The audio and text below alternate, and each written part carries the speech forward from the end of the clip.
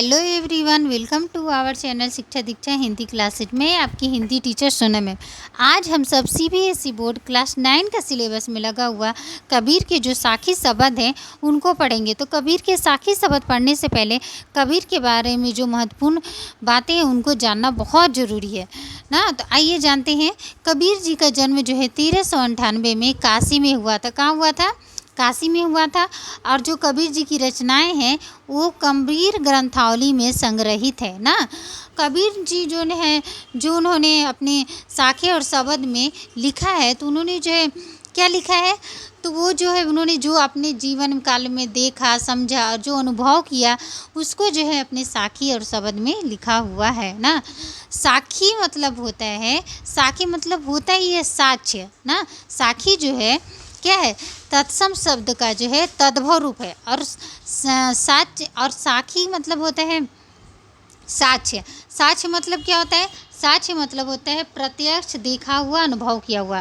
तो कबीर दास जी जो है जिन्हें जो उन्होंने अपने जीवन काल में देखा, समझा, अनुभव किया उसको जो है अपने साखिया में उन्होंने वर्णन किया है। तो आइए पढ़ते हैं पहला साखी ना। देखिए, मान सरोवर सुभर जल, हंसा केली कराही, मुक्ता फल मुक्ता चुगे, अब उड़ी अनंत न जाही, है ना।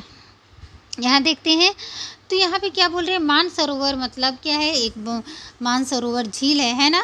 तो और सुभर मतलब सुंदर और जल मतलब जल ना। मान सरोवर एक झील है जिसमें जो है हंसा मतलब हंस ना, केली कराही मतलब हंसों का जो है जोड़ा कह सकते हैं, या हंस जो है वहाँ पे खेल कर रहे हैं, है ना। मुक्ता फल मुक्ता चुगे, और दोनों हंस जो है या हंस जो है उसमें से क्या करते हैं, मुक्ता चुगते हैं, खेलते हैं। और वे अब उड़ी अनंत न जाए, अब वे कहीं भी उड़कर दूसरी जगह नहीं जाना चाहते हैं ना। तो इस तरह से कबीर दास क्या बोल रहे हैं कि यहाँ पे हंस के रूप में क्या है, हंस के रूप में जो है वो हमें बोल रहे हैं, जीवात्मा को बोल रहे हैं ना, कि जो जीवात्मा है या जो हम सब मनुष्य हैं, तो हम सब मनुष्य जो है इसी संसार में क्या करते हैं, खेल खेल कर या फिर जीवन व्यतीत करके रह जाते हैं। और फिर हम इस संसार रूपी मोह माया में ही फंस कर रह जाते हैं, और हम जो है कहीं और इससे मुक्ति नहीं पाना चाहते। सेम किसकी तरह? हंस की तरह। हंस जो है मानसरोवर के सुंदर जल में ना क्या कर रहा है, केली कर रहा है, खेल रहा है, और उसमें से मुक्ता जो है क्या, मुक्ता मतलब मोती चुग रहा है ना। और अब वो कहीं नहीं जाना चाहता है, दूसरी जगह नहीं जाना चाहता है ना, क्योंकि वहाँ पे उसे बहुत आनंद की प्राप्ति हो रही है। तो वही उसी प्रकार यहाँ पे कबीर दास मनुष्य को भी बोल रहे हैं कि मान सरोवर रूपी क्या है, जो जीवात्मा है ना। तो मान सरोवर रूपी ये जो संसार है उसमें जो है जीवात्मा फंस कर रह जाता है, और इससे बाहर वो निकलना नहीं चाहता। कबीर दास जो है इस पंक्ति के माध्यम से ये कहना चाहते हैं। ठीक है, अब आगे देखते हैं। प्रेमी ढूंढत मैं फिरूं, प्रेमी मिले न कोई, प्रेमी को प्रेमी मिले, सब विष अमृत हुई। अब यहाँ पे कबीर दास क्या बोल रहे हैं कि मैं प्रेमी ढूंढ रहा था ना। प्रेमी ढूंढत मैं इधर उधर सब जगह प्रेमी ढूंढ रहा था, लेकिन मुझे कोई भी प्रेमी नहीं मिला। कौन? ईश्वर की प्रेम, ईश्वर से भक्ति करने वाला, प्रेम करने वाला, एक दूसरे से प्रेम करने वाला ना। प्रेमी को प्रेम, अगर मुझे कहीं कोई ऐसा प्रेमी मिल जाता ना, तो क्या होता, सब विष अमृत हो। तो विष मतलब क्या होता है, जहर ना। तो सारा जहर जो है वो क्या बन जाता, अमृत बन जाता है ना। अगर प्रेमी को प्रेमी मिल जाए तो इस संसार में क्या हो जाएगा, विष रहेगा नहीं, सब क्या हो जाएगा, अमृत हो जाएगा, है ना। तो वही कबीर दास इस पंक्ति के माध्यम से समझाना चाह रहे हैं। ठीक है, आगे देखिए। हस्ती चढ़िए ज्ञान को सहर दुलीचा डारी, स्वान रूप संसार है भूखन दे झकमारी। तो यहाँ पे हस्ती मतलब होता है हाथी। क्या होता है, तो बोल रहे हैं कि हाथी रूपी हमें ज्ञान को क्या करना चाहिए, धारण करना चाहिए अपने जीवन में ना। जैसे हाथी क्या होता है, हाथी एक बहुत ही क्या विशालतम जानवर है ना। और तो उसी प्रकार मनुष्य को भी वो बोल रहे हैं कि हमें जो है इस तरह से हमें अपना ज्ञान का क्या करना चाहिए, ज्ञान का घमंड कभी नहीं करना चाहिए ना। और हमें ज्ञान का जो हो सके तो ज़्यादा से ज़्यादा हमें ज्ञान की प्राप्ति करनी चाहिए, है ना। लेकिन सहज धूलि चटर, ये नहीं कि हम ज्ञान की प्राप्ति के लिए क्या करें, घर द्वार छोड़ दें और विरक्ति अपना लें, नहीं, इस तरह से नहीं। वे सहज बोल रहे हैं कि हम ज्ञान की प्राप्ति सहज मार्ग से भी कर सकते हैं, है ना। सहज दुलीचा डारी, दुलीचा मतलब होता है आसन, क्या होता है, आसन। तो जैसे यहाँ पे बोल रहे हैं कबीरदास कि हम जो है सहज ना आसन लगा कर भी, डाल कर भी क्या करेंगे, ज्ञान की प्राप्ति कर सकते हैं, है ना। स्वान रूप संसार है, और ये संसार कैसा है, कुत्ते के रूप में है, कैसा, कुत्ते के रूप में है ना। भूखन दे झक मारी, ये संसार जो है कुत्ते के रूप में, कुत्ते के रूप है, समान रूप संसार है। और भूखन दे झक मारी, ये जो है संसार क्या करेगा, आपको भोंकते रहेगा, आपको बहुत बात सुनाएगा, है ना। लेकिन इस बात में आपको नहीं रहना है ना। जैसे ना, तो कुत्ते की तरह है ना, वो भोंकते रहेगा आपको, इसके बोलेगा कि ये नहीं करना है, वो नहीं करना है। लेकिन हमें इस सब के चक्कर में न पड़कर इसको झक मार देना, मतलब इसमें परवाह ही नहीं करना है।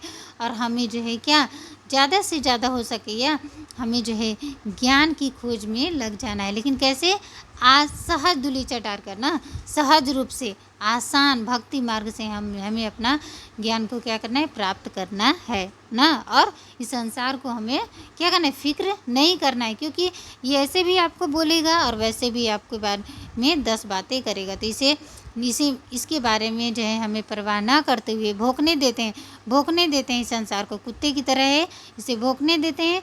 और जो है हमें अपने ज्ञान के मार्ग में चलना है, ठीक है। आगे देखिए, पाखा पाखी के कारण सब जग रहा भुलान, निरपक होई के हरि भजय सोई संत सुजान।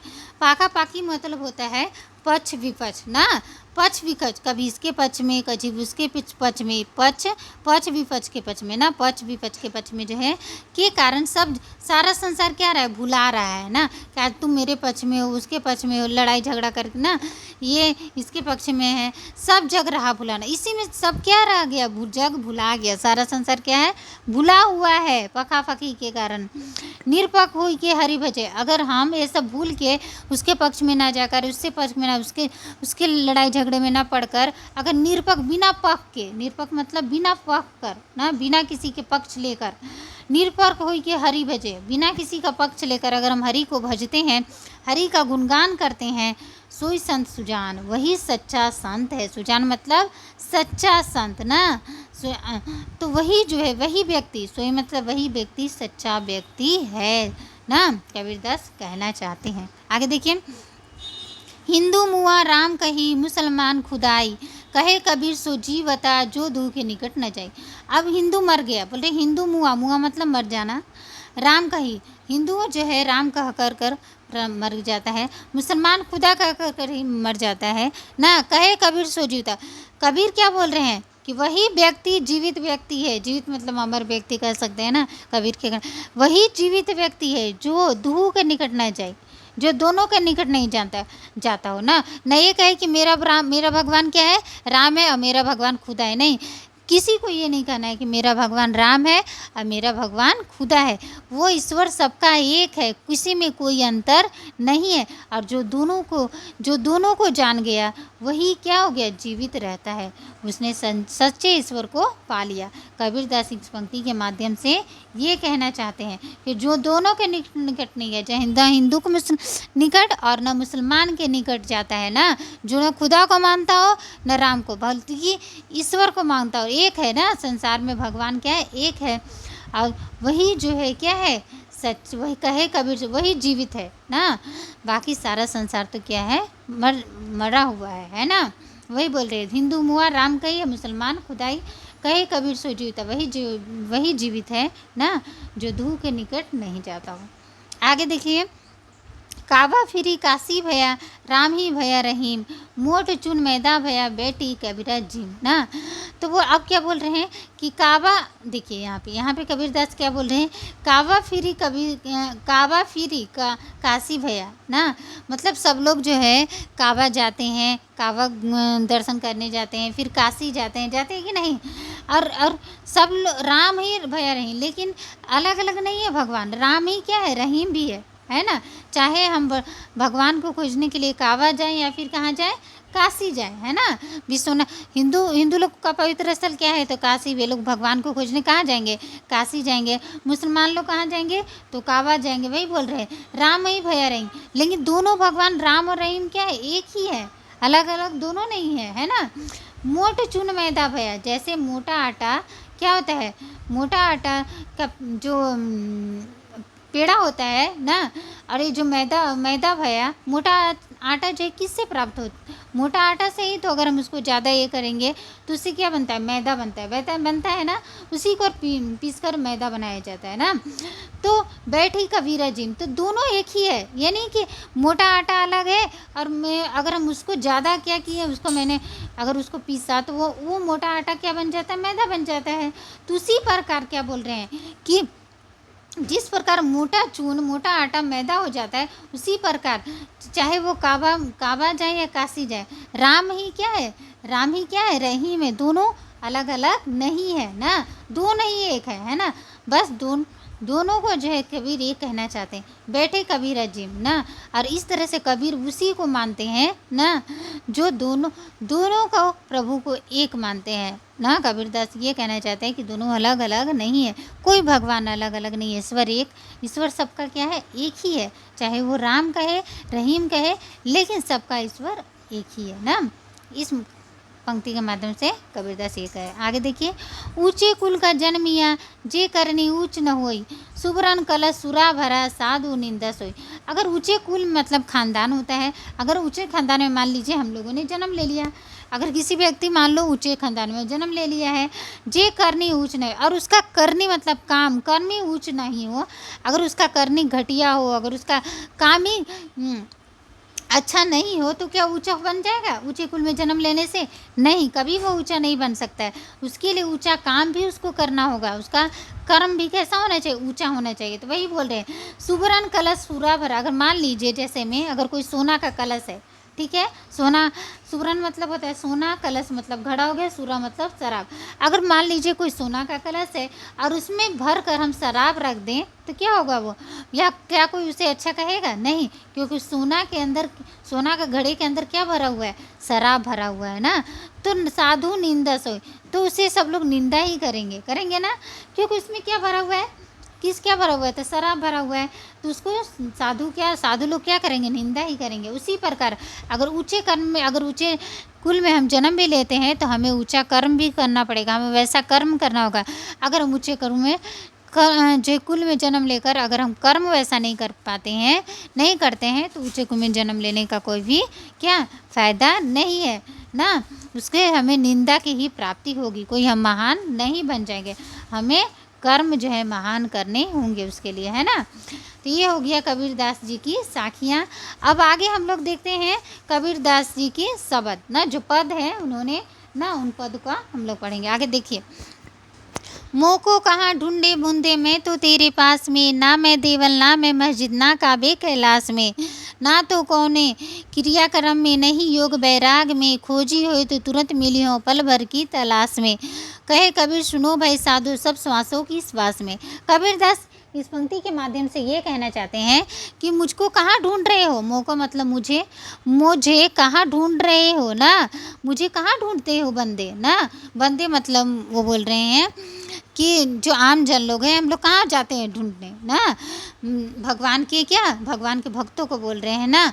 तो बोल रहे मोको कहाँ ढूंढे बंदे, मैं तुम्हारे पास में ही हूँ ना मैं देवल ना मैं देवालय में हूँ पूजा करने का, क्या मंदिर में हूँ, ना मैं मस्जिद में हूँ, और ना कोई काबा में, काबा क्या है, मुसलमानों का पवित्र स्थल, ना मैं काबा में हूँ और ना मैं कैलाश में हूँ, हिंदुओं का पवित्र स्थान, ना मैं कैलाश में हूँ, ना तो कौनो क्रियाक्रम है, ना कोई कोनो, और ना ही जो अंधविश्वासी लोग इतना कौन क्रियाक्रम करते हैं, पूजा पाठ वगैरह, उस समय कुछ में भी मैं नहीं हूँ। नहीं योग बैराग, नहीं मैं योग में हूँ, न तुम बैराग में हो। तुम मुझे अगर पाना चाहते हो, मैं ये नहीं कहता हूँ कि तुम मुझे घर द्वार छोड़ के जंगल चलो, नहीं, मैं कोई भी योग बैराग में नहीं हूँ। खोजी हो तो तुरंत मिला, अगर तुम मुझे खोजोगे तो मैं तुम्हें तुरंत मिल जाऊँगा। कैसे? पल भर की तलाश में। अगर तुम मुझे सच्चे मन से खोजते हो, अगर तुम मुझे सच्चे मन से तलाश करते हो तो मैं तुम्हें पल भर की तलाश में मिल जाऊंगा। कहे कबीर सुनो भाई साधो सब श्वासों की सांसें, मैं तो तुम्हारे सब श्वासों में जो सांस चल रही है, हर एक मनुष्य की, हर एक प्राणी की ना, जितने भी प्राणी, मैं उन श्वासों में तुम्हारे ही श्वासों में मैं बसा हुआ हूँ। तो कबीर दास कहने के माध्यम, इस पंक्ति की, इस जो है पद के माध्यम से ये कह रहे हैं कि मैं तुम्हारे ही अंदर हूँ। मुझे कहाँ तुम इधर उधर मंदिर मस्जिद देवालय काबा कैलाश में ढूंढ रहे हो। मैं हर प्राणी के ना, हर मनुष्य के अंदर में बसा हुआ हूँ। अगर तुम मुझे सच्चे मन से खोजोगे तो मैं तुम पल भर की तलाश में ही मिल जाऊंगा। ठीक है, आगे देखिए। संतो भाई आई ज्ञान की आंधी रे, भ्रम की टाटी सबे उड़नी माया रहे न बांधे। अब यहाँ बोल रहे हैं, हे संतो भाई देखो ज्ञान की आंधी आ गई। ये कौन सा ज्ञान है? वो ज्ञान नहीं, ज्ञान मतलब प्रभु का ज्ञान, प्रभु की प्राप्ति का ना, प्रभु रूपी ज्ञान ना, प्रभु के ज्ञान। तो वही बोल रही कि संतो अब ज्ञान की प्राप्ति की आंधी आ गई है ना, ज्ञान के प्राप्त हो गया मुझे, ज्ञान रूपी जो है मुझे। तो वही बोल रहे कि ज्ञान की आंधी आ गई है ना, मुझे ईश्वर की ज्ञान की प्राप्ति हो गई है। कैसे? तो जब ईश्वर की ज्ञान की प्राप्ति होती है तो क्या होता है? भ्रम की टाटी सब उड़ानी। तो भ्रम की जो है टाटी सब उड़ जाता है। टाटी मतलब कहना चाहते हैं कि हम लोग जो हम लोग क्या होते हैं, हम लोग मोह माया में फंसे हुए रहते हैं ना, टाटी और यहाँ से टाटी मतलब तात्पर्य है कि घर के ऊपर क्या होता है, घर के ऊपर छप्पर लगाया रहता है। तो घर के जब आप मान लीजिए पूरा जोरों से अगर आंधी आएगी तो क्या होगा? तो वो आंधी अगर आती है तो क्या होता है, वो आंधी आने से टाटी क्या हो जाता है? उड़ जाता है, छप्पर उड़ जाता है ना। तो वही बोल रहे हैं कि लेकिन यहाँ पे कबीरदास क्या बोल रहे हैं उसके माध्यम से कि भ्रम की टाटी, जो हमारे मन में भ्रम था, अंधविश्वास था, ये होता है वो होता है, वो भ्रम रूपी टाटी सब उड़ गया है ना। छप्पर कहने चाहते हैं घर से ना, घर से तात्पर्य है। तो अगर आंधी आती है तो घर का छप्पर क्या होता है? उड़ जाता है ना, उसी रूपी। अगर तुम्हें ज्ञान की प्राप्ति जब होगी, ईश्वर की ज्ञान की प्राप्ति, तो क्या होता है? भ्रम रूपी टाटी जो है क्या हो जाता है? सब उड़ जाता है। जो भ्रम है तुम्हारे मन के अंदर में ना, वो क्या हो जाता है? सब उड़ जाता है। माया रहे ना बांधी। और ये हमें कौन बांध के रखता है? हमें तो मोह माया बांध के रखता है कि हमें ये करना है, वो करना है, ये मेरे भगवान, ये मेरे क्या है, ये मेरे रिश्तेदार है, ये मेरे माँ पिता है, ये मेरे भाई बहन है, या मुझे इतना पैसे कमाना है, मेरा ये घर है। तो सब हम लोग क्या करते हैं? हम लोग इसी में बंधे हुए रहते हैं। तो अब अगर जब मुझे ज्ञान की प्राप्ति होती है, ईश्वर रूपी ज्ञान की प्राप्ति, तो हम इसमें बंधा हुआ नहीं रहते। ये सबसे क्या होते हैं हम लोग, क्या होता है हम लोगों का, ये सबसे टूट जाता है ना, ये जो भ्रम रूपी है ना। तो ये सबसे हम लोग क्या पाल, माया रहे ना बांधे। अब इस समय हम लोग बंध के नहीं रह सकते। कब? जब हमें ज्ञान रूपी ज्ञान की प्राप्ति हो गई ना। तो वही बोल रहे कि अब इसको कोई बांध के नहीं रह सकता। हिति चित की द्वैथुनी गिरानी। हिति मतलब होता है मन की बुरी अवस्था ना, द्विथुनी ना, जैसे मान लीजिए घर क्या है, घर खंबे पे टिका हुआ होता है। तो जब आंधी आएगा पूरा जोड़ से तो वो क्या हो जाएगा? द्वे मतलब दो गए, थुनी मतलब खंबे होता है। हाँ, और हिति मतलब मन की ना बुरी अवस्था है। तो हिति चुईती दो थौनी गिरानी ना। तो जब आंधी आएगा तो क्या होगा? दो खंबे जो उससे भी जो घर टिका हुआ होता है वो तो सब गिर जाएंगे ना। तो गिर जाएंगे, मुँह बलिंडा टूटा ना। तो और सब जितने वहाँ पे जो खंबे रहेंगे, जो जिस पे घर टूटा गड़ा हुआ रहता है, बल्ली रहता है, वो सब भी गिर जाएगा, टूट फूट जाएंगे ना। तो वही बोल रहे हैं। लेकिन जब ज्ञान की प्राप्ति, अब कबीर क्या बोल रहे हैं? ईश्वर रूपी जब ज्ञान की प्राप्ति होगी, उसी प्रकार जैसे घर टूट जाएगा, आंधी आएगा तो जो मन की बुरी अवस्थाएं होंगी वो सब क्या हो जाएगा? समाप्त हो जाएगा, गिर जाएगा, अंदर से दूर चला, मेरे अंदर से क्या हो जाएगा? दूर चला जाएगा।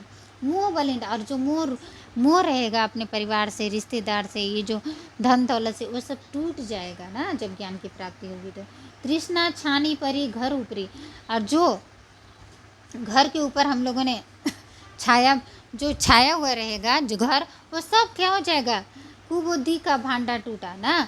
तो तृष्णा से यहाँ क्या बोल रहे हैं कबीरदास कि इच्छा ना, जो इच्छा रूपी जो है क्या है, घर के ऊपर जो छावनी रहेगी वो सब क्या हो जाएगा? कुबुद्धि जो है मतलब गलत संगति या गलत बुद्धि, वो सब का भांडा क्या हो जाएगा? फूट जाएगा।